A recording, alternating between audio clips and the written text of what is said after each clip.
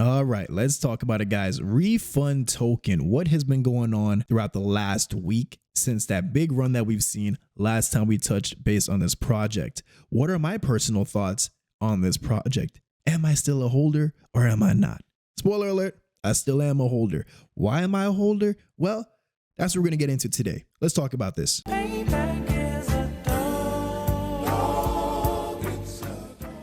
Now, before I begin, guys, please do me a favor and smash that like button. And if you're new to the channel, first of all, welcome, guys. Do me a favor and hit that subscribe button and also the notification bell, especially if you're bullish on Refund. Now, let's get right to this, guys. Since the peak that we've had on the 23rd of May, for the last week, it has been a downwards trend and we've been pushing down heavily. All of a sudden, it seems to be that we are fighting right over here. We are fighting to maintain some type of support level within that $20-ish million market cap range. Now, have we broken below it? Yes, we have a few times. Very minor, but it's shot right back into the 20s since then. What are my thoughts on what things are looking like right now? Obviously, this is not financial advice. Okay, I'm fully aware that this can either be an entirely great decision that I made of an investment, or this can go all the way down to zero, and that's that. So keep that in mind, guys. All right. I am happy to see that we've been establishing some consolidation finally, because it's been a downward slope day by day. And it seems that throughout the last 1 to 2 days, we're circling right around this area. So what do I think is going on with Refund? Well, there's also been some new information that's came out since then.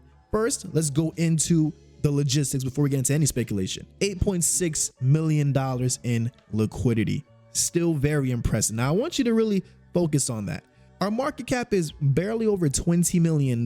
Yet we have $8.5 million in liquidity. Okay, that is a hell of a ratio for those that don't understand. A big ratio. 24-hour volume decentralized is $10.3 million, and on centralized exchange altogether, it's doing $26.4 million. And for those that seem to have forgotten, this project launched right around the 19th of May. So yes, it's not even 2 weeks old yet. We're about a week and a half in. And in my opinion, the community has been growing stronger and stronger. Now, obviously, the chart seems to be having a bit of a stall, if you will, but let's keep in mind how much money has been circulating in and out of this project.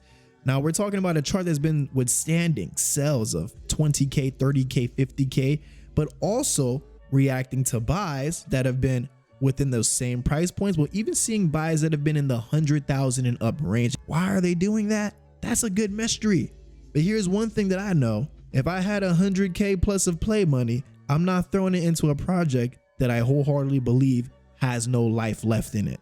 So the fact that we're seeing that money come back and maintain this strong support level that we're starting to see here, instead of it breaking down even more, shows that there may very well be a good chance of hope in this project. Obviously, it's speculation. I could be wrong here. I haven't touched any of my Refund tokens. Unfortunately, I don't have any more left to dollar cost average with Refund. So my buying price is still up in that early to mid at $63-ish million range altogether. So I'm right around here, guys. I'm down. I'm down. But here, check this out, because there have been some things going on Twitter. Now, this was just from yesterday. This is an update on the official Refund Coin ETH Twitter page. Make sure to go check it out yourselves, guys. And this has been the update.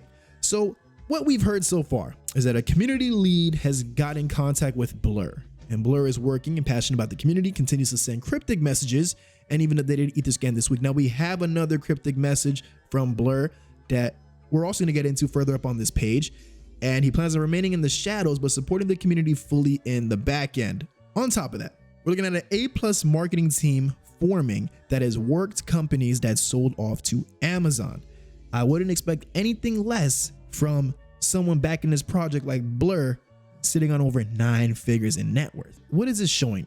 Is that now we're starting to see some consistent engagement. We're starting to see some consistent communication. And that was good, because the big thing that kept me holding my breath with the project is, well, at any time, we can never get a response about what's going to happen with this project. It could be a thing that's hyped for a week and it dies out with the wind. But now we're seeing consistent communication. Shout out to Stecky, shout out to Pop, and also shout out to Hobbs. Okay, those guys have been hosting 2 times a day since this project pretty much hit the scenes, right? On Twitter Spaces, giving full detailed information and also giving the freedom for anybody to come up, speak their mind, and get out what they have to get out. And a lot of the times, most of the time, 90% of the times that I've heard, is all been pure positivity. And that's what we like to see. A strong community that is not upset over how the chart is looking. Look at it, $36,000, $10,000, $50,000. They brush it off. And the only way they can brush that off without worrying about it is because of how much money is sitting just in liquidity alone.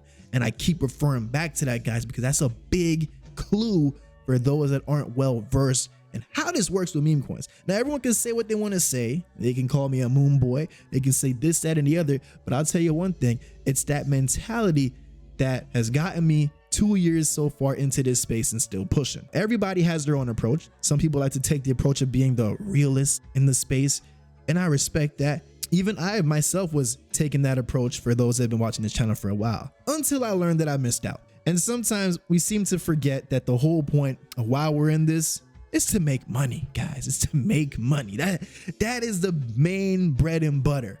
So what does the saying go? Well, it says follow where the money is. Now you look at this chart and you might be saying, well, the money seems to be leaving.